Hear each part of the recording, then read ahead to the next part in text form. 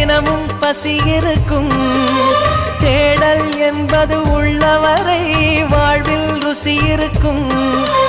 பாடல் போல தேடல் கூட ஒரு சுகமே. இசை பாடி வரும் இளம் காற்றுக்கு உருவமில்லை.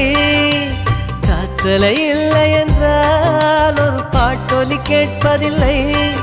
ஒரு கானம் வருகையில் உள்ளம் கொள்ளை போகுதே. ஆனால் காற்றின் முகவரி கண்கள் அறிவதில்லையே. இந்த வாழ்க்கையே ஒரு தேடல் தான். அதை தேடி தேடி தேடும் மனது தொலைகிறதே.